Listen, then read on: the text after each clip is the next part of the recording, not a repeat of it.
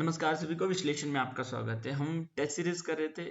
इस सीरीज के हमारे 5 टेस्ट हो चुके हैं। टेस्ट नंबर 6 चल रहा है मॉडर्न हिस्ट्री का। इस टेस्ट के में हमारे 21 क्वेश्चन हो चुके हैं। अगर आप चैनल पर नए हैं तो लाइक और सब्सक्राइब जरूर कर लेना और बेल आइकन नहीं दबाना, फालतू में टाइम वेस्ट होता है, नोटिफिकेशन जाता है। तो चलो हम शुरू करते हैं और इस टेस्ट को हम 2 से 3 सेशन में कोशिश करेंगे खत्म कर दें। अगर स्पीड धीरे लोगे तो 1.5 या फिर 1.25 पे देखने जैसी इच्छा हो। तो चलो, पहला प्रश्न आपकी स्क्रीन पे रहा, question number 22। Consider the following statement with reference to anti Simon Commission agitation. देखो, साइमन कमीशन 1927 में हुआ था। ये मतलब सर जॉन साइमन के अध्यक्षता में एक कमीशन बनाया था ब्रिटिशर्स ने। एक्चुअली हुआ क्या था कि 1990 में आया था मोंटेगू चेम्सफोर्ड रिफॉर्म्स। उसमें कुछ रिफॉर्म्स हुए थे, तो उसमें क्या हुआ, कैसे हुआ, ये देखने के लिए, मतलब उसका क्या फायदा हुआ, क्या नुकसान हुआ, उसके लिए इन्होंने एक कमीशन बनाया। उसका नाम था साइमन कमीशन। लेकिन क्योंकि ये भारत के पॉलिटिकल जर्नी को आगे बढ़ाने वाला था, क्या होने वाला था, इसमें एक भी भारतीय मेंबर नहीं था, इसके कारण इसका बहुत भारी विरोध हुआ था भारत में। तो उसका नाम है एंटी साइमन कमीशन एजिटेशन। अब देखते हैं क्या क्वेश्चन पूछा है। The primary issue with the commission was that it did not have any member Indian member. ठीक है, तो भारत का कोई मेंबर नहीं था, यही मेन मुख्य कारण तो यही था। The liberal federation led by Tej Bahadur Sapru welcome the appointment of the commission and joined it later. नहीं, तेज बहादुर सप्रू गांधी जी के बहुत ही कॉन्फिडेंट थे, मतलब बहुत करीबी थे, तो इन्होंने मुखर विरोधी थे इस बात के कि साइमन कमीशन में एक भी भारत के लोग हैं नहीं, तो इन्होंने वेलकम नहीं किया था कमीशन को। ये गलत है। तो इसका आंसर हो जाएगा पहला ओनली, इसका आंसर ओनली वन हो जाएगा। देखते हैं इसका आंसर हम, एक सेकेंड। क्वेश्चन नंबर 22 का है। ठीक है, देखो 1927 में यहाँ पे इलेक्शन होने वाले थे ब्रिटेन में। यही कहानी लिख रखी, मैं बता देता हूँ। ब्रिटेन में इलेक्शन होने वाले थे। लेबर पार्टी, इनको लग रहा था कंजर्वेटिव्स को जीतने वाली थी। कंजर्वेटिव वो सरकार है जो अभी ऋषि सुनक की पार्टी, उसका नाम कंजर्वेटिव है। और जो अभी फिलहाल में ब्रिटेन में सरकार है लेबर पार्टी की, 30-40 साल बाद, 50 साल बाद जीते एक्चुअली ये लोग। कियर स्टारमर जो इनके भी प्रधानमंत्री है, उनकी पार्टी लेबर पार्टी। तो उस टाइम भी लेबर पार्टी जीतने वाली थी, ऐसा लग रहा था कि लेबर पार्टी जीत जाएगी। अगर आपको पता हो तो क्लेमेंट एटली प्रधानमंत्री थे जब भारत आजाद हुआ था, तो लेबर पार्टी जीत चुकी थी। तो 27 के टाइम पे भी इनको लग रहा था कि लेबर पार्टी जीत जाएगी कंजर्वेटिव्स को, तो इन्होंने पहले ये कमीशन बना दिया कि हम इनके हाथ में नहीं दे सकते हैं, हम देख लेते हैं क्या करना है। तो उस कमीशन का नाम था सर जॉन साइमन, नाम था उनका शायद, दिया नहीं यहाँ पे नाम। तो साइमन कमीशन को गठित किया था, लेकिन इसमें एक भी भारतीय नहीं था, तो इसमें यहाँ पे बहुत ज्यादा विरोध हुआ था भारत में। चेन्नई में शायद ये सबसे पहले बार उतरे थे, तभी वहां पे बहुत बवाल मच गया था। और इसको बॉयकॉट जिसने लेड किया था, उनका नाम देखो यहाँ पे दिया है, लिबरल फेडरेशन तेज बहादुर सप्रू। वहाँ क्वेश्चन में लिखा था कि इन्होंने सपोर्ट किया था, तो ये भी गलत हो जाता है। और हिंदू महासभा, मुस्लिम लीग इस बात पे थोड़ा बट गए थे, लेकिन ज्यादातर लोग विरोध में ही थे। मोहम्मद अली जिन्ना भी विरोध में ही थे, फेवर ऑफ बॉयकॉट। और देखते हैं कहानी इसमें क्या लिखा है। गांधी जी भी इसके विरोध में थे। देखो यहाँ पे यंग इंडिया एक पब्लिकेशन आता था, इनका मैगजीन आता था गांधी जी का, इसके खिलाफ इन्होंने इसमें लिखा था। और कुछ तो इसमें इंपॉर्टेंट इतना है नहीं, पूरा कहानी छाप दिया इन्होंने, तो बाकी हम नहीं पढ़ते, आगे देखते हैं। अगर कुछ इंपॉर्टेंट होगा तो देख लेते हैं, अगर कुछ मिल जाता है तो। देखो टी प्रकाशम है ना, ये इनका भी काफी बड़ा रोल था। इन्होंने जैसे शर्ट खोल के लोग दिखाते हैं ना, उन्होंने बेयर चेस्ट दिखाते हैं कि अगर हिम्मत है तो गोली मारो हमें, ऐसे करके यहाँ पे इन्होंने दिखाया था। तो जहां जहां भी साइमन कमीशन गया, इनका बहुत भारी विरोध हुआ था। कुछ शहरों के नाम दे रखे हैं। मेजर विरोध इनका मद्रास में भी हुआ था। तो अगले प्रश्न हम करते हैं। इसके विरोध में भी देखो एक बहुत बड़ी बात हो गई थी। लाला लाजपत राय पे जब इधर लाहौर में विरोध प्रदर्शन हुआ था, तो वहाँ पे लाठियां चली थी। तो लाला लाजपत राय के सर में लग गया था लाठी, और उसके बाद इनकी मृत्यु हो गई थी। उसका ही बदला लेने के लिए भगत सिंह वगैरह ये लोग उठे थे, फिर आगे बात बढ़ी थी। तो ये काफी एक मेजर इंसिडेंट हुआ था इस टाइम पे, साइमन कमीशन। और इस टाइम पे जवाहरलाल नेहरू और इनके साथ में गोविंद बल्लभ पंत, दोनों लोग को जेल जाना पड़ा था लखनऊ में उस टाइम पे। अगला प्रश्न हम देखते हैं। Consider the following statement regarding the interim government of 1946। देखो इंटरिम गवर्नमेंट बनी थी 1946 में। अभी आज़ादी मिलने वाला था, उसके पहले ब्रिटिशर्स ने एक इंटरिम गवर्नमेंट बनवाई थी कि आप लोग मिल बैठ के आपस में एक सरकार बना लीजिए। It was initially found by Congress members alone. बिल्कुल ठीक है। शुरू में जो गवर्नमेंट बनी थी सितंबर के आसपास बना था, तो उसमें केवल कांग्रेस पार्टी थी, लेकिन फिर वायसरॉय के कहने के बाद इन्होंने मुस्लिम लीग को भी ले लिया था।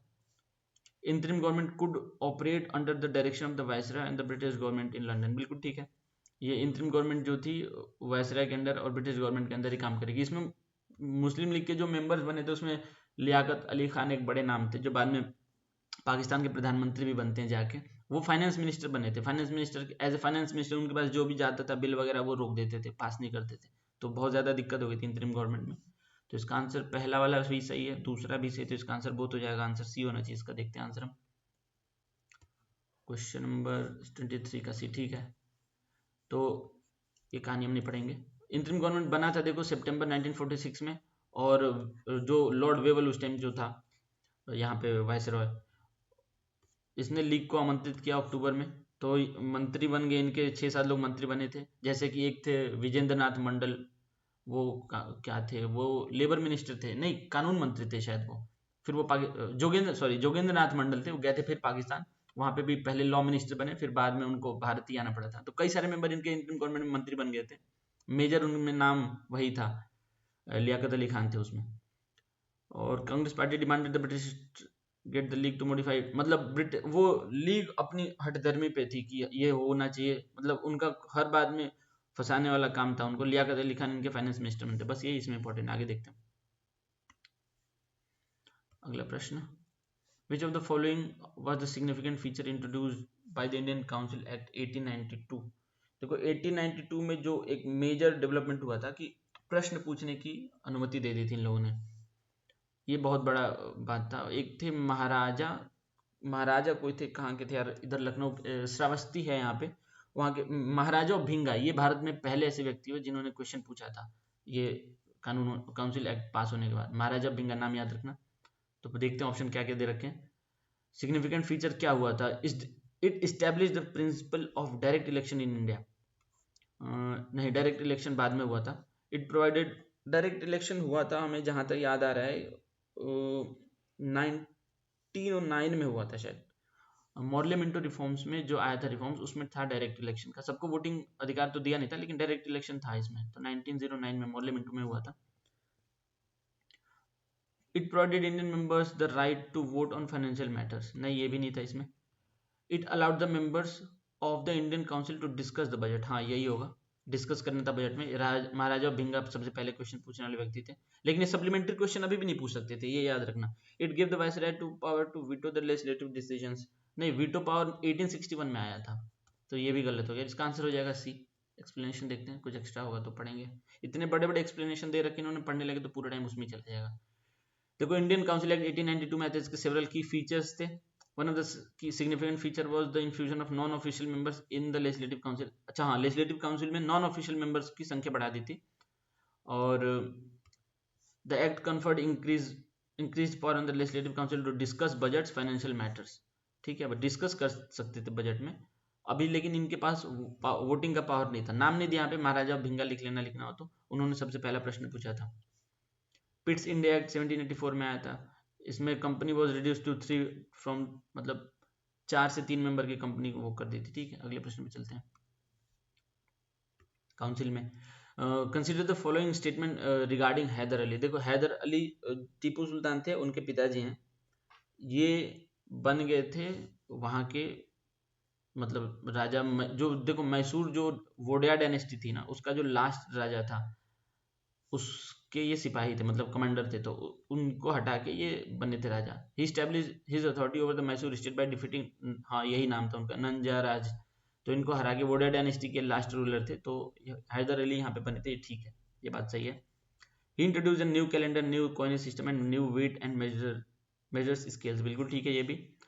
ही establish a modern arsenal in Dindigul. Dindigul देखो यहाँ पे जीआई टैग भी मिला हुआ है डिंडीगुल के तालों को, लॉक जो होता है, तो डिंडीगुल काफ़ी पॉपुलर जगह है, वहाँ पे जीआई टैग मिला है, यहाँ के ताले काफ़ी पॉपुलर हैं, तो ये भी सही है। मॉडर्न आर्सेनल बनाए थे इन्होंने और कैलेंडर वगैरह भी बनाए थे, और ये हराया भी था, तो ठीक है, इसका आंसर तीनों हो जाएगा, ऑल 3 हो जाएगा। आंसर देखते हैं इसका। 23rd, एक सेकेंड, कुछ गलत हुआ है। 23rd का बी कौन सा गलत है, एक second. He established his authority over Mysore state by defeating Nanjaraj, तो ये तो सही है। He introduced new calendar, new coinage system and new weight measures scale, ये भी हैदर अली, ये शायद टीपू सुल्तान ने किया था। एक सेकंड देखते हैं एक्सप्लेनेशन। ये वाला क्वेश्चन हमारा गलत हुआ, मार्क कर लेना। क्वेश्चन 25, डिंडीगुल में आर्सेनल फैक्ट्री बनाई, ये तो ठीक है, थर्ड ऑप्शन। नंजराज वाला ये भी ठीक है, वो दया डायनेस्टी के थे, ये भी ठीक है। गलत कौन सा है फिर? He repeatedly defeated British forces and reach the walls of Mysore. Tipu Sultan. अच्छा, टीपू सुल्तान ने सॉरी देखो, टीपू सुल्तान ने किया था ये कैलेंडर वाला, मुझे लग रहा था वहां पे दोबारा जब पढ़ा तो टीपू सुल्तान ने कैलेंडर वेट मेजर्स वगैरह ये साइंटिफिक काम जो किए थे। देखो टीपू सुल्तान के बारे में एक बात ये भी है ना, ये अंग्रेजों के खिलाफ लड़ने के लिए इसने नेपोलियन बोनापार्ट का सहारा भी लेना मतलब कोशिश किया था। नेपोलियन बोनापार्ट, जब नेपोलियन की लड़ाई चल रही थी इजिप्ट में, ब्रिटिश और फ्रेंच की बहुत पुरानी लड़ाई है, तो इनकी लड़ाई जब इजिप्ट में चल रही थी तो वहां पे टीपू सुल्तान ने संपर्क करने के प्रयास किया था नेपोलियन बोनापार्ट से, लेकिन अंग्रेजों को पता चल गया था ये बात, तो फिर हो नहीं पाया था ये काम। तो इन्होंने इनवाइट किया था नेपोलियन को भारत में आने के लिए। इनका डेथ हुआ था 1799 में, ठीक है। तो आगे हम देखते हैं। एक ये वाला क्वेश्चन हमारा गलत हो गया, वो भी थोड़ा जल्दी पढ़ने में, वरना शायद हो जाता। With reference to the Champaran Satyagraha consider the following personality. Brij Kishore, Narhari Parikh, J B Kripalani.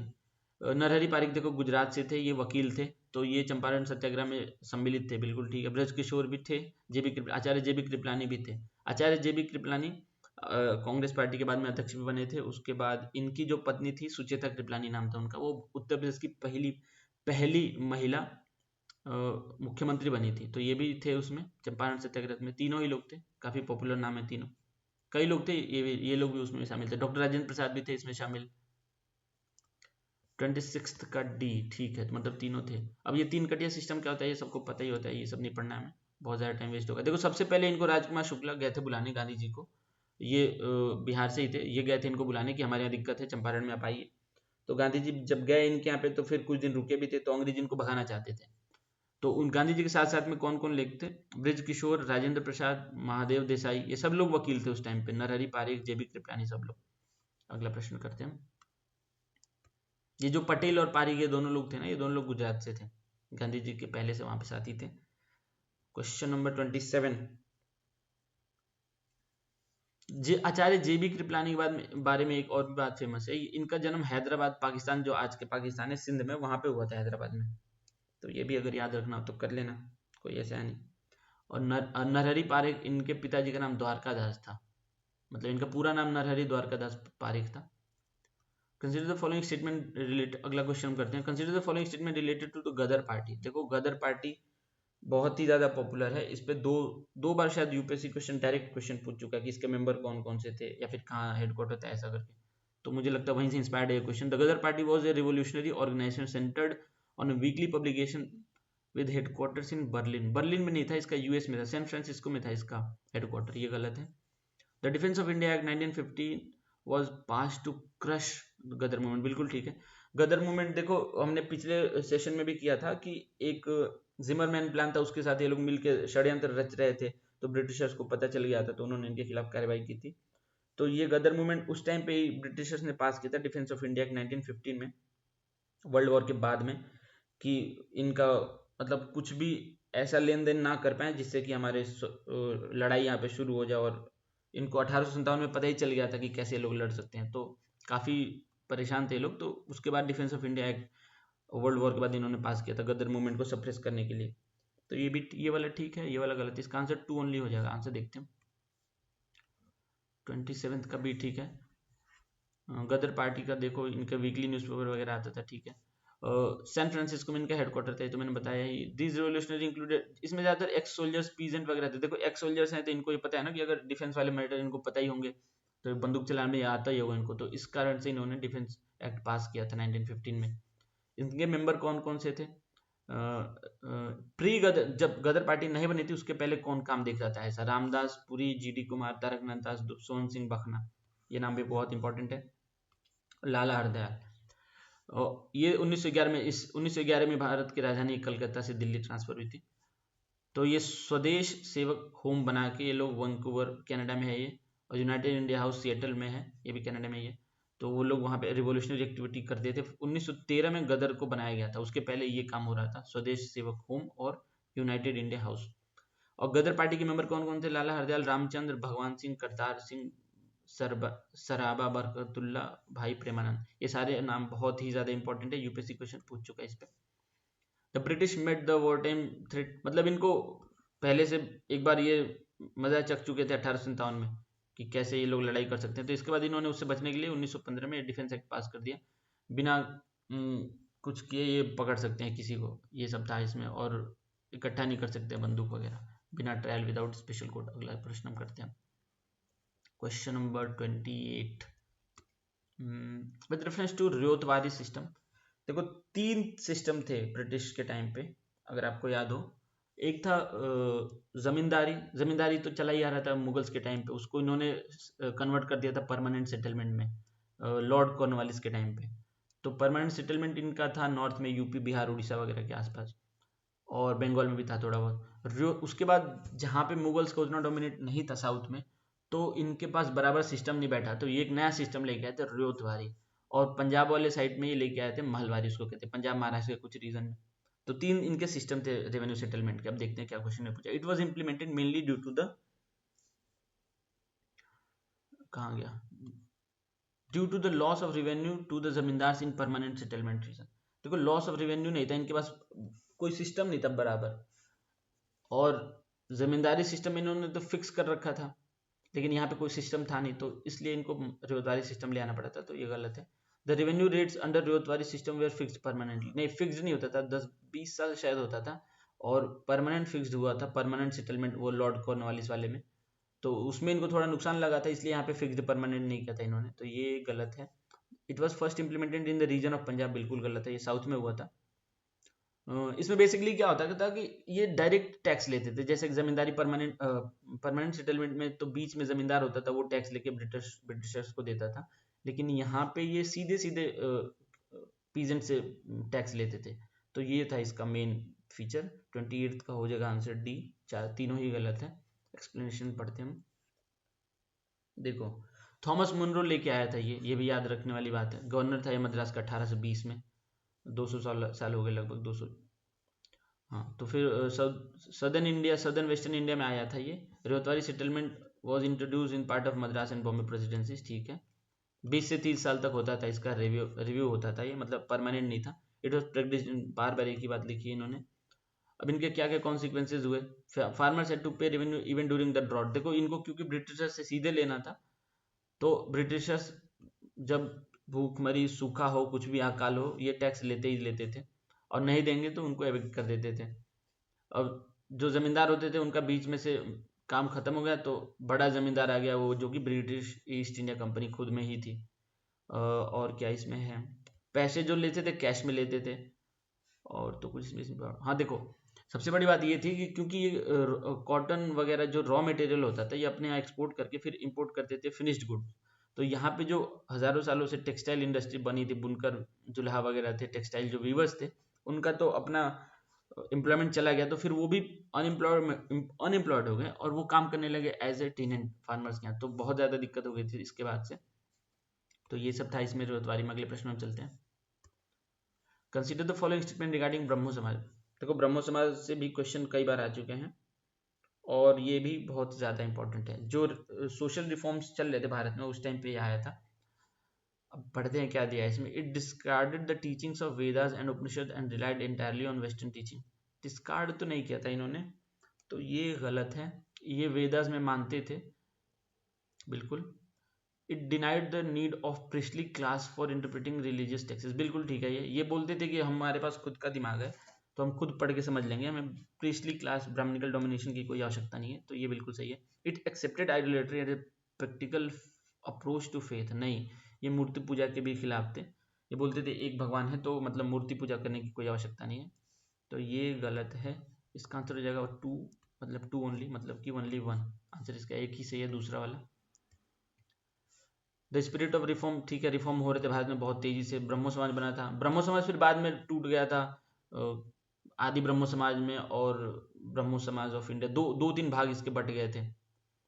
तो छोड़ो, वो अलग कहानी। Brahmo Samaj made an effort to reform Hindu religion को परिवर्तन लाने के लिए, अंधविश्वास लोगों को खत्म करने के लिए ये आगे बढ़े थे। Worship of one god, Veda और उपनिषद में मानो, ये इनका कहना था। For that reason it denied need of priestly classes. ये भी मतलब कहते थे कि ब्राह्मणिकल डोमिनेशन खत्म होना चाहिए, प्रिस्टली क्लास खत्म होनी चाहिए, हम अपना इंटरप्रेट कर लेंगे रिलीजियस राइटिंग खुद से, किसी की आवश्यकता नहीं हमें। और ब्रह्मो समाज के लोग आइडोलेट्री के अपोजिशन में थे, सुपरस्टिशियस प्रैक्टिसेस के खिलाफ थे, रिचुअल्स के भी खिलाफ थे, इंटायर ब्राह्मणिकल सिस्टम के ही खिलाफ थे। अगले प्रश्न में हम चलते हैं। इनका ये कहना था कि किसी की मेडिएशन की आवश्यकता नहीं है हमें बीच में, हम सीधे अपना देख लेंगे। Consider the following pairs. अब ये पूछा है, देखो इसमें कई सारे क्वेश्चन यूपीएससी से रिपीटेड है। देखो ये जो है ना नाम सी राजागोपालाचारी, ये 2017-18 का क्वेश्चन में पूछा था, ये सॉल्ट मार्च में, ये भी यूपीएससी का पीवाईक्यू है। देखो धरसाना ये गुजरात में है, तो इसको लीड किया था यहाँ पे सरोजिनी नायडू ने, बिल्कुल ठीक है। सरोजिनी नायडू बाद में जाके उत्तर प्रदेश की पहली महिला राज्यपाल बनी थी। महिला नहीं, ओवरऑल राज्यपाल भी सबसे पहली यही थी, सरोजिनी नायडू ही। इनको नाइटिंगेल ऑफ इंडिया भी कहते हैं। इन्होंने कहा था कि एक बार कहा था, मतलब आज़ादी के काफ़ी पहले 1916 के आसपास, लखनऊ पैक्ट के आसपास, कि मोहम्मद अली जिन्ना हिंदू मुस्लिम भाईचारे की एक प्रतीक है, इन्होंने कहा था 1960 के आसपास। तो ठीक है। तंजोर कोस्ट पे ये तंजोर कोस्ट तमिलनाडु वाला है, तो सी राजागोपालाचारी होंगे। मालाबार कोस्ट केरला में हो जाएगा, तो इसके के कलप्पन होंगे। तो ये उल्टा दिया है दोनों, इसका आंसर ओनली वन होगा, तो इसका यही होगा, इसका ए आंसर होगा। बस एक्सप्लेनेशन देखते हैं, ये पीवाईक्यू है, बहुत इंपॉर्टेंट। देखो सी राजागोपाल यहाँ चार यहाँ पे दिया है। ये त्रिंकिनोपोली से तंजोर कोस्ट तक गए थे 30 अप्रैल को, और गांधी जी ने शुरू किया था। कहानी तुम्हें पता ही होती है। और इसमें सिलहट आसाम में, नोआखली यहाँ पे भी किसी का नाम दिया है क्या? इसमें जितने रीजनल स्टेट में जो जो लीडर थे सबके नाम याद करना होता है, बहुत इंपॉर्टेंट है, याद कर लेना इसको अलग से। 21 मई को सरोजिनी नायडू धरसाना यहाँ पे गुजरात में इन्होंने लीड किया था, और ये गांधी जी के साथ पहले से जुड़ी थी, साउथ अफ्रीका के साथ में ही, साउथ अफ्रीका में ही। अगले प्रश्न में हम चलते हैं, question number 31। Consider the following statement regarding Asian development bank. देखो एशियन डेवलपमेंट बैंक के बारे में हमें ये जानना है कि ये मेजरली केटर करता है एशिया को, लेकिन दुनिया में बाकी लोग को भी अगर आवश्यकता होगी तो ये देता है पैसे, और इसमें लगभग भारत और चाइना दोनों बराबर की हिस्सेदार हैं। अब देखते हैं क्वेश्चन क्या पूछा है। It has over 50 countries as its member. ठीक है ये, हाँ ठीक है, लगभग 70 के आसपास है मुझे लगता है जहाँ तक। The People's Republic of China is its largest shareholder, नहीं गलत है। चाइना का भारत का लगभग 6% के आसपास है दोनों का। इसमें यूएसए सबसे ज़्यादा है, 15% है। यूएसए के बाद जापान है, तो ये गलत है। It provides loans, technical assistance, grants, equity investment only to the countries in Asia and region. Asian region only नहीं है, सबको देता है, लेकिन मेजरली इनका फोकस रहता है एशियन पैसिफिक पे, लेकिन सभी को देते हैं, तो ये भी गलत है। इसका आंसर वन ओनली होना चाहिए मुझे लगता है। देखते हैं आंसर इसका, क्योंकि 50 से ज़्यादा मेंबर हैं इसमें। 31 का है, ठीक है। एडीबी, अच्छा क्यों न्यूज़ में था, इन्होंने दिया है, करंट अफेयर से क्वेश्चन उठाया इन्होंने। $23 मिलियन का साइन हुआ है इनका गिफ्ट सिटी के लिए। गिफ्ट सिटी गुजरात में है, एक SEZ स्पेशल इकोनॉमिक जोन यहाँ पे बनाया गुजरात सरकार ने, तो यहाँ पे इन्वेस्टमेंट वगैरह करने पे टैक्स कम लगेगा। SEZ वही होता है, आपको पता ही है। ABD देखो मल्टीलेटरल फाइनेंशियल इंस्टीट्यूशन है, जो कि 1966 में बना था। 31 मेंबर थे इसके शुरू में, लेकिन अभी ज़्यादा है। इसका हेडक्वार्टर मनीला फिलीपींस में है। अभी फिलहाल 68 मेंबर्स हैं। देखो 70 के आसपास कहा था मैंने, एग्जैक्ट नंबर नहीं आता मुझे। तो इसके 5 लार्जेस्ट स्टेक होल्डर्स हैं, जिसमें चाइना, जापान है, यूनाइटेड स्टेट्स है, 15% के आसपास दोनों का, और पीपल्स रिपब्लिक ऑफ चाइना के 6.4 है, और भारत का 6.3 है, मतलब लगभग सेम है भारत और चाइना का। ऑस्ट्रेलिया का 5.8 है। ये एशिया पैसिफिक, इंडो पैसिफिक वाले क्षेत्र वाले देश हैं इसमें ज़्यादातर।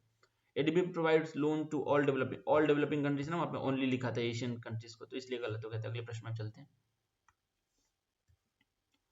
Consider the following to promote friendly relation among the political workers from different parts of India to form a democratic national movement to develop and propagate an anti-colonial nationalist ideology। Question क्या पूछा इन्होंने, how many of the above are the objective of the Indian National Congress in its early years of formation in 19th century।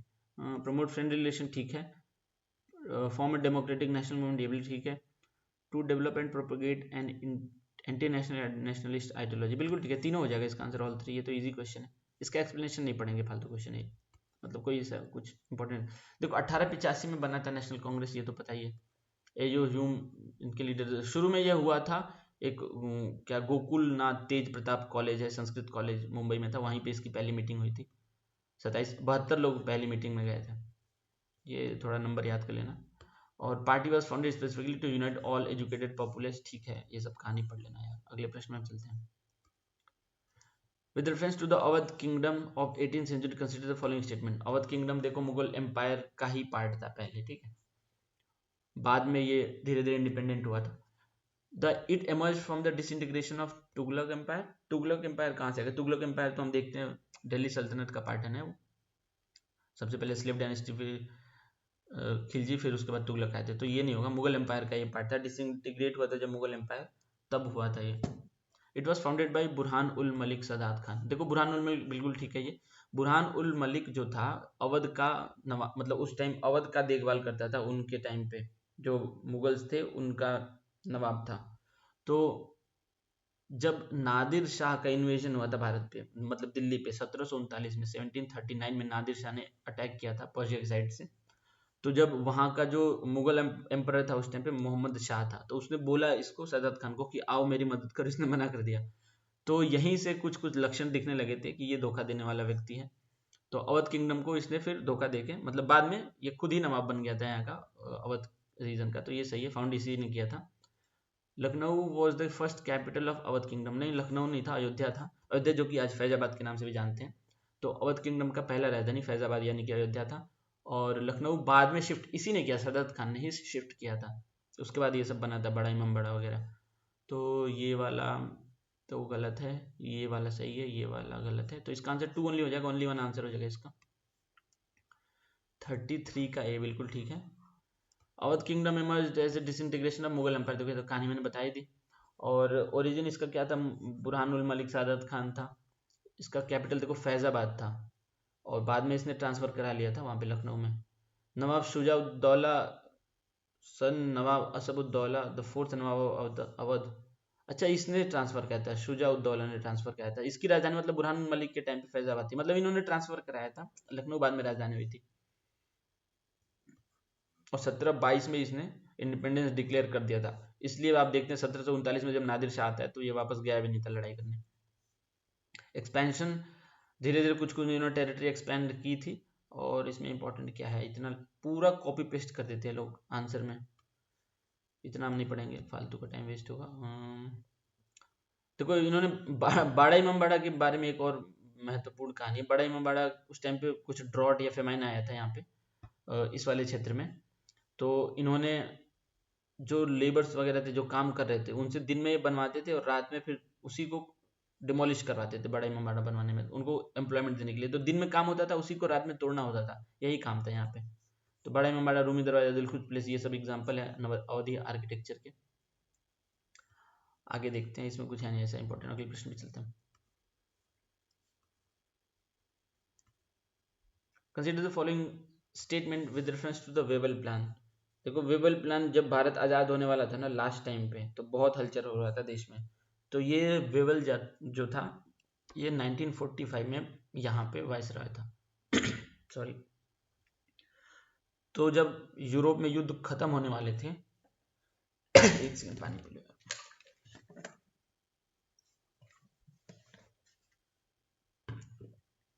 उसके time पे इन्होंने ये वेबल plan एक बनाया था। तो अब देख लेते क्वेश्चन क्या पूछे। Except governor general all members of the executive council were Indians. नहीं, एक कमांडर इन चीफ भी था, तो वो भी इंडियन नहीं था। दो ऑप्शन, दो इन्होंने एक्सेप्शन रखे थे, एक तो गवर्नर जनरल और कमांडर इन चीफ। और गवर्नर जनरल को वीटो भी दे रखा था, ये भी था। तो फिर मतलब ही क्या हुआ? वेबल प्लान भी लगभग फेल ही हो गया था मुस्लिम लीग के हठधर्मी के कारण। मुस्लिम लीग काफी यहाँ पे भी बैठ गई थी। शिमला कॉन्फ्रेंस आपको पता होगा, फेल हो गया था। तो ये गलत है। Hindus and Muslim have to representation in proportion of the respective population, ये भी गलत है। इन्होंने बिल्कुल बराबर बराबर दे दिया था। कांग्रेस यही तो चाहती थी कि पॉपुलेशन की बेसिस पे रिप्रेजेंटेशन मिले, लेकिन जिना चाहते थे कि नहीं बराबर मिले। तो वेबल प्लान में ये प्लान दिया था इन्होंने कि हाँ बराबर मिलेगा, तो ये फेल हो गया था, ये भी गलत है, पास नहीं हो पाए थे। तो इसका आंसर डी हो जाएगा। एक्सप्लेनेशन देखते हैं। क्वेश्चन नंबर कौन सा था? 34 वेबल प्लान के बारे में दिया है। तो ये मई 1945 में हुआ था। लॉर्ड ब्रिटेन में विंस्टन चर्चिल प्रधानमंत्री थे, ठीक है। और इसमें देखो इन्होंने एक्सेप्शन दो चीज को दिया था, गवर्नर जनरल को और कमांडर इन चीफ को। ये दोनों ब्रिटिशर्स रहेंगे, बाकी काउंसिल मेंबर में, मंत्रिमंडल में सभी भारतीय रहेंगे। Caste Indian Muslim have to equal representation, जो कि संभव नहीं था, पॉपुलेशन के हिसाब से होना था, तो इसलिए ये नहीं हुआ था। और देखो the reconstructed council was to function as interim government, जैसे कि आप बांग्लादेश में देख रहे हैं ना, वैसे इंटरिम गवर्नमेंट बनाने वाले थे with in framework of 1935 government of India, ठीक है। और तो कुछ इसमें इंपॉर्टेंट नहीं, चला आगे बढ़ते हैं। India middle east Europe economic corridor recently seen in news passes through the which of the following countries. देखो IMEC बना था जब भारत G20 की अध्यक्षता किया था 2023 में, तो उस टाइम पे जो साइडलाइन मीटिंग होती है बाइलेटरल मल्टीलैटरल, तो उसमें मीटिंग हुई थी एक, भारत US इटली वगैरह थे, तो उसमें IMEC पास हुआ था। इसका मेन काम यही है कि सी रूट यूज करके पाकिस्तान वगैरह इधर बाईपास करके सीधे यूरोप जाने का है इनका, मिडिल ईस्ट होते हुए, वेस्ट एशिया होते हुए। तो देखते हैं इसमें कौन कौन से देश शामिल है। ओमान नहीं है, ओमान तो इधर है, UAE यहाँ पे तो डायरेक्ट UAE चला जाएगा, तो UAE है, इजराइल है, जॉर्डन, पता नहीं जॉर्डन है कि नहीं, इटली है, इटली तो पक्का है क्योंकि जो हुआ था उस टाइम पे आपको याद भी हो, काफी मीम भी बन गए थे, तो इटली तो है।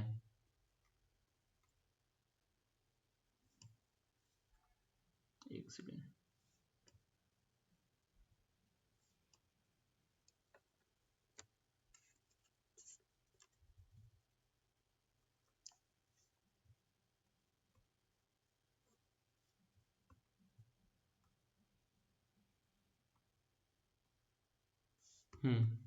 देखो इटली है, हमें पता है, UAE है, सॉरी, और इसराइल है, तो 2 3 5 जिसमें होगा वो आंसर होगा हमारा 2 3 5। एक ही ऑप्शन है देखो जिसमें 2 3 5 है, तो यही हो जाएगा हमारा आंसर, मतलब कि जॉर्डन भी है आंसर। देखते हैं इसका हम।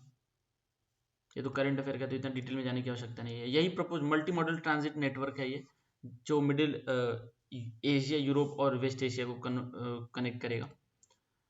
तो भारत के अरेबियन सी से शुरू होकर ये ईस्टर्न कॉरिडोर है, northern corridor gulf of Europe तक जाएगा। ये मैप देख लेते हैं, समझ में आ जाएगा। यहाँ से शुरू होगा, देखो ये बाईपास करते ओमान ओमान नहीं जा रहा है, ये सीधे यहाँ पे ऐसे करके इटली तक जा रहा है। तो इसमें कौन कौन से, बांग्लादेश भी था इसमें, मतलब एज ए मेंबर पार्टनर नहीं था, लेकिन जब इनॉग्रेशन होता है तो बांग्लादेश की प्रधानमंत्री शेख हसीना भी थी वहां पे।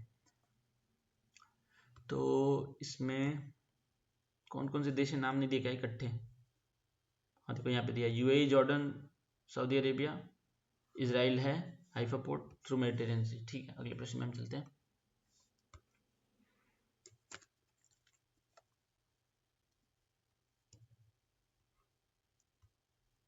Question number 36. He had actively participated in the non-cooperation movement and had become the teacher in the national school in Chittagong.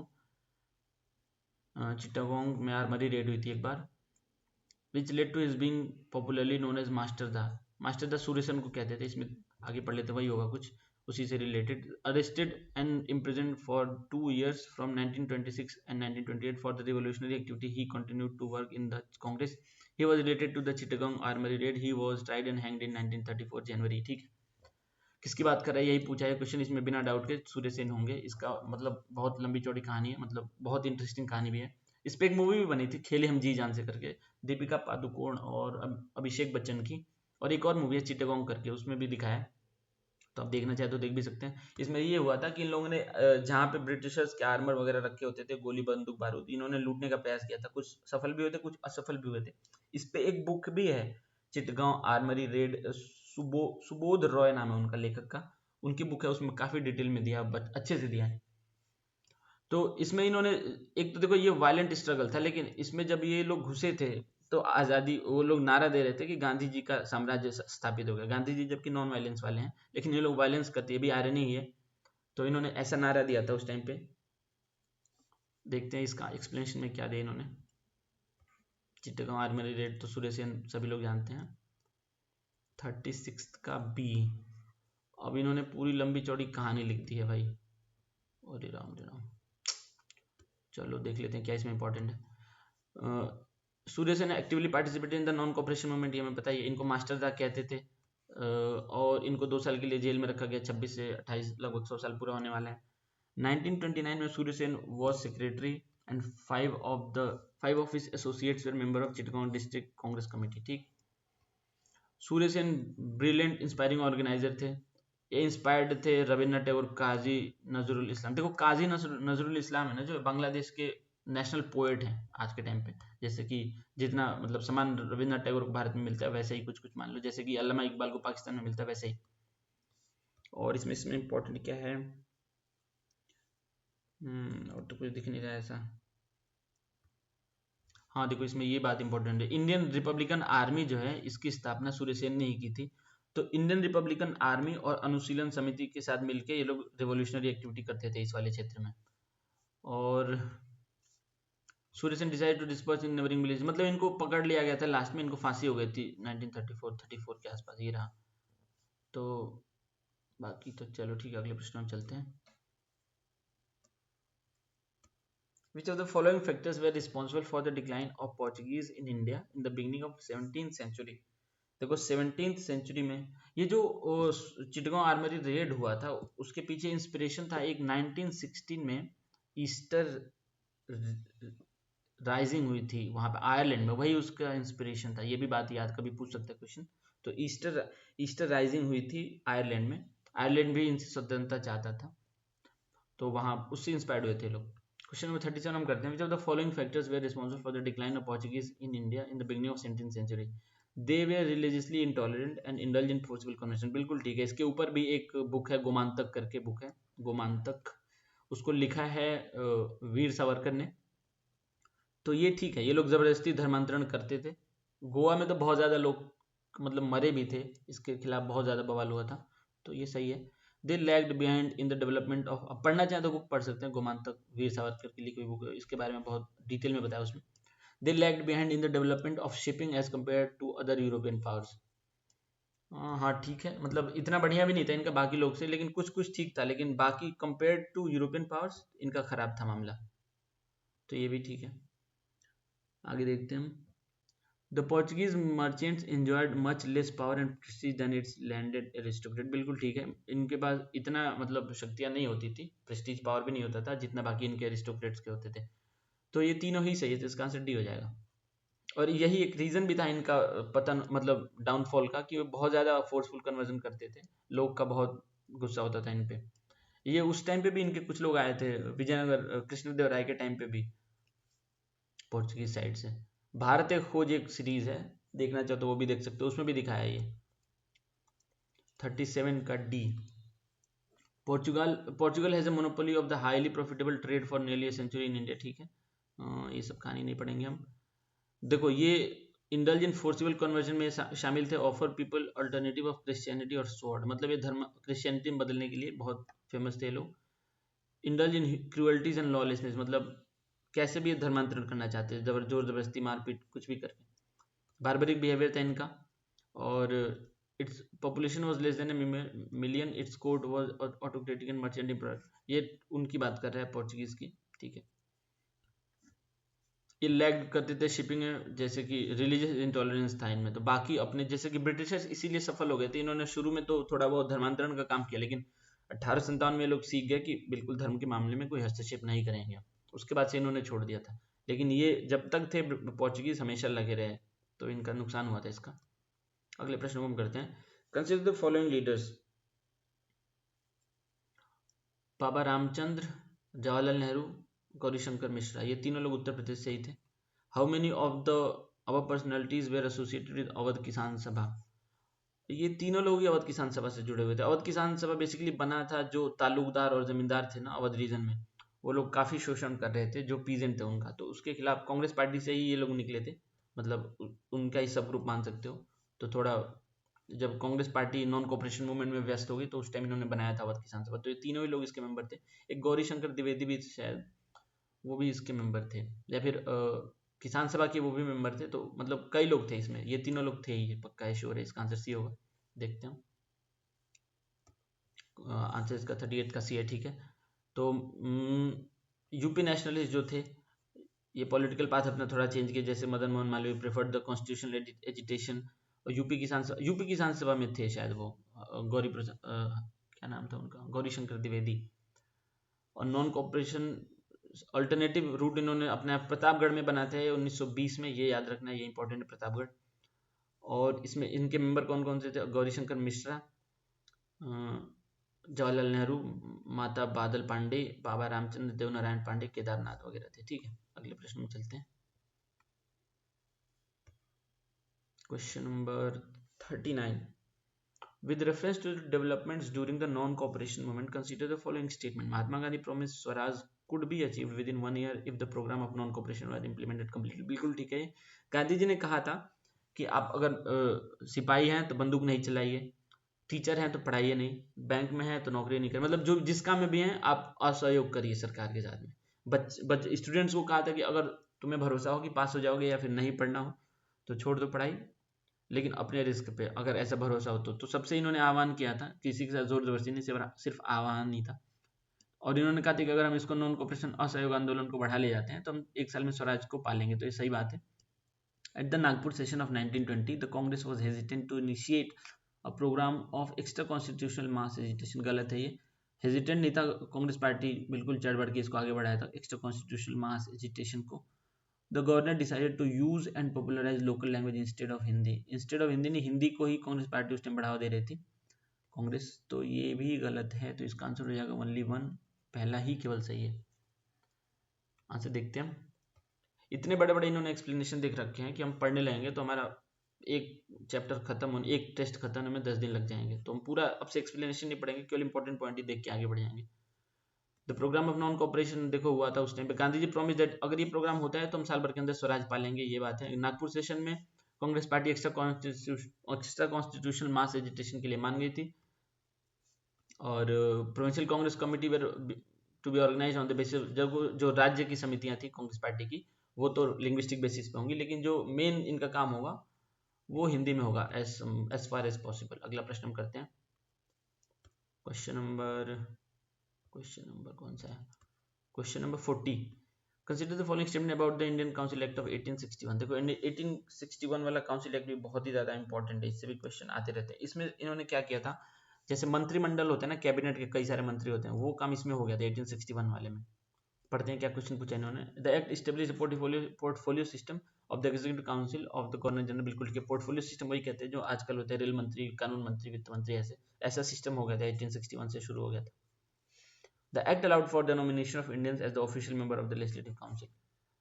नहीं, इंडियंस को नॉमिनेशन नहीं मिला था official member, as a non official शायद इन्होंने दे दी थी स्वीकृति, लेकिन ऑफिशियल मेंबर नहीं बने थे ये लोग, तो ये वाला गलत हो जाता है हमारा, तो इसका आंसर ओनली 1 हो जाएगा।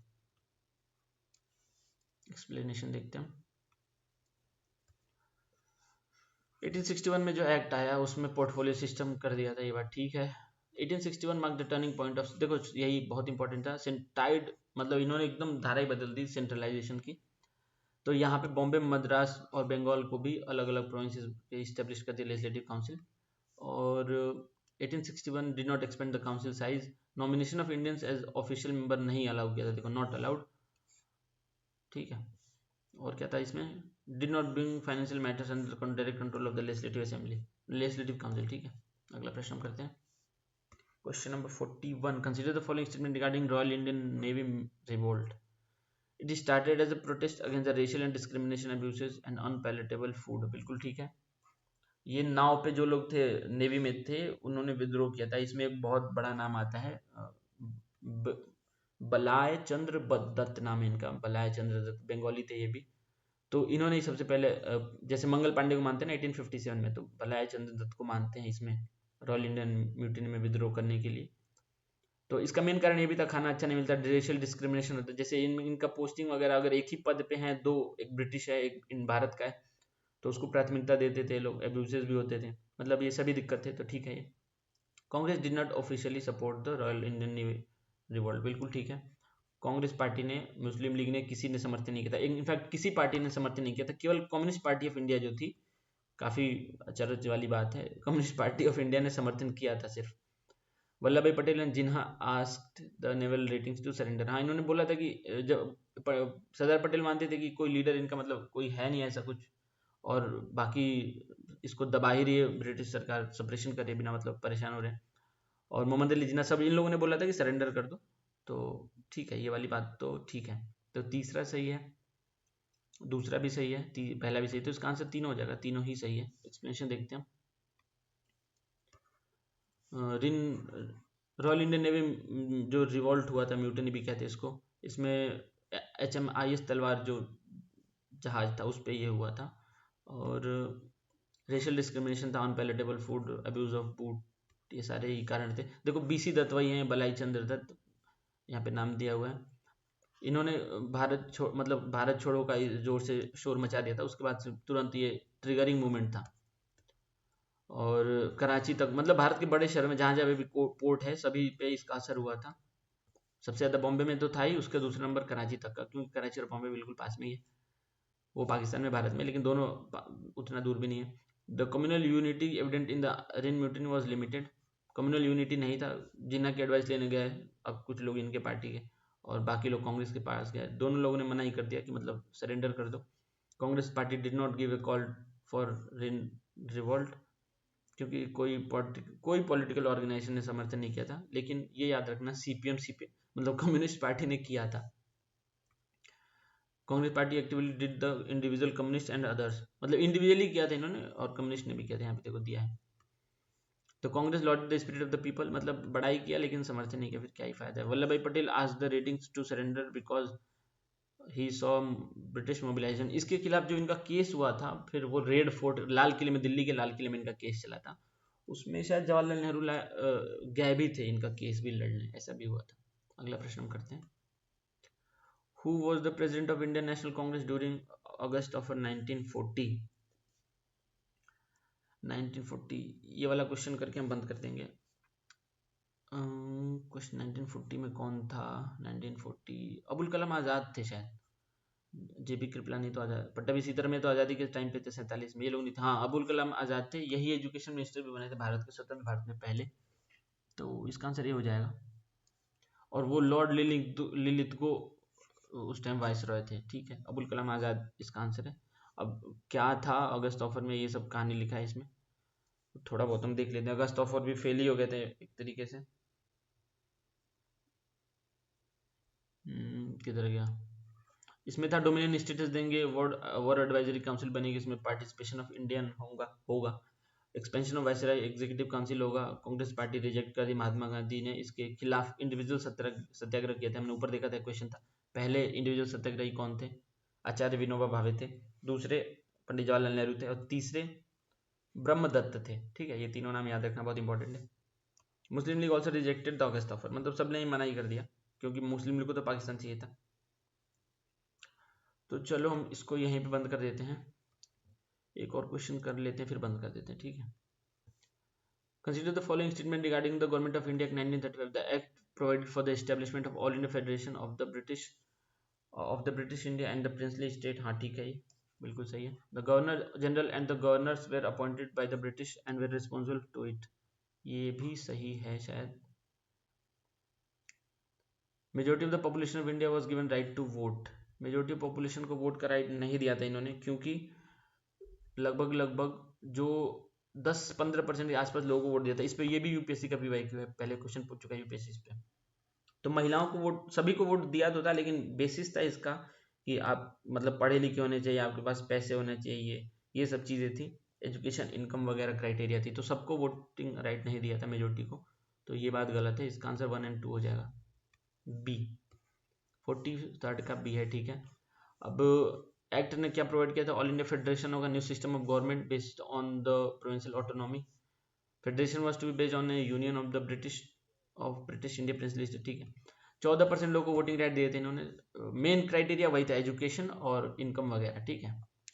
डिफेंस और फॉरेन अफेयर्स इनके पास ही रहेगा, सेंट्रल लेजिस्लेचर के पास, गवर्नर जनरल के पास ही रहेगा, वीटो भी रहेगा उनके पास। अगला प्रश्न हम करते हैं। Recently, the Union Minister for Environment, Forest and Climate Change release the, देखो ये करंट अफेयर का क्वेश्चन है। स्टेटस ऑफ लेपर्ड पे हम क्वेश्चन पहले भी कर चुके हैं, और ये 5 साल में एक बार आता है। जो ये 2022 में आया हुआ है ना, ये इनफैक्ट रिलीज हुआ है 2024 में, मतलब डेटा इसका 2022 का है, लेकिन रिलीज हुआ है अभी 2024 में, इसलिए क्वेश्चन पूछा इन्होंने। Leopard population estimation is carried out by the NTCA and the Bombay natural history society. Bombay natural history society तो चिड़िया का, बर्ड वाले काम देखते हैं, तो ये गलत। इन्होंने किया था WWI के साथ, wild life institute of India के साथ में किया था इन्होंने, तो ये गलत है। Among the tiger reserve, Nagarjuna Sagar Srisailam tiger host the highest population of leopards in India, बिल्कुल ठीक है। ये आंध्र प्रदेश और तेलंगाना में है, और भारत में सबसे ज़्यादा लेपर्ड मध्य प्रदेश में है। और ये एग्जैक्ट सेम क्वेश्चन हम पिछले टेस्ट में कर चुके हैं, इसलिए इसका हम एक्सप्लेनेशन नहीं देखेंगे। इसका आंसर हो जाएगा ओनली 2, केवल आंसर देख के हम आगे बढ़ जाएंगे। 43 का बी है आंसर। ठीक है, हम आगे बढ़ते हैं। ये वाला क्वेश्चन हम पहले कर चुके हैं, अगर आपको याद हो, नहीं तो पिछले सेशन देख लेना, उसमें होगा। आज सेशन के लिए लास्ट क्वेश्चन हम कर रहे हैं। What was the immediate trigger for the launch of the quit India movement? Quit India movement देखो 8 अगस्त 1942 को हुआ था। गांधी जी ने इसमें ही दिया था नारा करो या मरो का, और ये बॉम्बे के ग्वालियर टैंक से शुरू हुआ था। तो देखते हैं। Failure of Cripps mission world war second, failure of cabinet mission round table conference तो 1930-31 में ही हो गया था, इसका बात ही नहीं है। कैबिनेट मिशन तो 47 में आया था, ये भी बात नहीं है इसकी भी। वर्ल्ड वॉर के बाद भेजा था इन्होंने क्रिप्स मिशन फेल हुआ था, उसके बाद इन्होंने क्विट इंडिया मूवमेंट का नारा दिया था गांधी जी ने। तो इसका आंसर हो जाएगा ए। एक्सप्लेनेशन पढ़ के हम बंद करेंगे ये सेशन आज का। क्विट इंडिया मूवमेंट देखो शुरू हुआ था, यहाँ पे डेट वेट नहीं दिया है, 8 अगस्त 1942 को शुरू हुआ था, यहाँ पे डेट नहीं दिया है।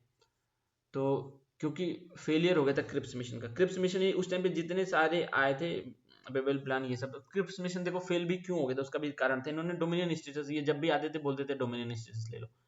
अब कोई 20-25 साल से लड़ाई कर रहा है आज़ादी के लिए, तो डोमिनियन स्टेटस पे क्यों ही मानेगा? तो ये मेन कारण था इसको फेल होने का। फिर ये बोलते थे कॉन्स्टिट्यूएंट असेंबली बना देंगे, राइट टू सीट देंगे आपको।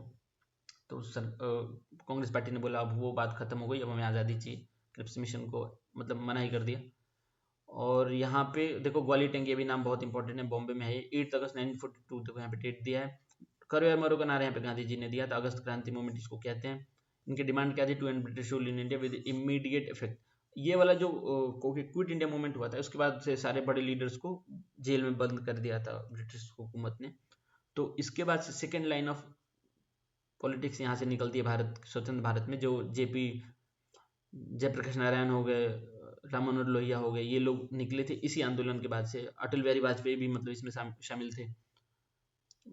बाद में जितने आजकल बड़े लीडर्स आप सेकंड थर्ड जनरेशन में आप सुनते हैं, मोस्टली लोग इसमें शामिल थे। Viceroy of his official remained unmoved, guided by Winston Churchill's statement to his cabinet that this, और मतलब ये चर्चिल ने बोला था कि हम जब दुनिया जीत चुके हैं तो हम एक बूढ़े व्यक्ति जो कि महात्मा गांधी से हम क्यों डरें, जो कि हमारा ही दुश्मन हमेशा से रहा है, तो उसके सामने झुकने की कोई आवश्यकता नहीं है। तो ऐसी बातें इन्होंने बोली थी। फिर तो जो हुआ था दुनिया ने देखा था। तो चलिए हम यहाँ पे ये वाला सेशन बंद करते हैं। तो जो यार एक क्वेश्चन बढ़िया दिख गया, मोर्लेमेंटो, ये भी कर ही लेते हैं। मोर्लेमेंटो तो बढ़िया क्वेश्चन होता है वैसे। ये वाला क्वेश्चन लास्ट होगा, बिल्कुल पक्का last. Consider the following statement Morley Minto reforms of 1909 give the members to right to ask supplementary question both central and provincial legislative council, बिल्कुल ठीक है। It provided for separate representation of universities and presidency corporations. Presidency corporations को इसने दिया था, ये वाला थोड़ा डाउटफुल लग रहा है। It reform the right to contest election for all women in India provided, नहीं ये तो गलत हो गया, तो इसका आंसर 2 हो जाएगा, ये वाला सही हो जाएगा। तो इसका आंसर ओनली 2 हो जाएगा। एक्सप्लेनेशन देख के हम बंद कर देंगे। मॉर्लेमेंटो रिफॉर्म्स देखो इसका आंसर 2 है। मॉर्लेमेंटो रिफॉर्म्स में इन्होंने दे दिए थे रेजोल्यूशन, आस्क क्वेश्चन, ये सब आप कर सकते हैं। सप्लीमेंट्री क्वेश्चन भी दे सकते हैं आपको, अगर याद हो 1892 में ये अनुमति नहीं थी जब हमने ऊपर क्वेश्चन देखा था। Vote on separate budget on items, ठीक है। Indian Council Act of 1909 also known as Morley Minto reforms provided separate representation of presidency corporation chambers of commerce universities and zamindars, ठीक है। मोंटेगो चेम्सफोर्ड रिफॉर्म 1919 में आती है, इसमें सेपरेट इलेक्टोरेट आते हैं, तो सबको पता ही होता है। तो पूछा क्या इसमें क्यों गलत हुआ था? तीसरा ऑप्शन, हाँ। Between the years 1919 and 1929 all the British princes and the princely states granted women right to vote, hence तीसरा स्टेटमेंट इज नॉट करेक्ट। उस टाइम पे नहीं हुआ था, बाद में हुआ था 1919 के बाद में। Reforms provided right to contest election for all women, voting right दिए थे इन्होंने, वो नहीं दिया था। वोटिंग राइट भी सबको कहाँ मिला था? पढ़े लिखे कोई मिला था ना। तो चलो ठीक है, यहाँ पे हम बंद कर देते। Thank you very much for ये सेशन देखने के लिए, और लाइक और सब्सक्राइब कर लेना। Thank you.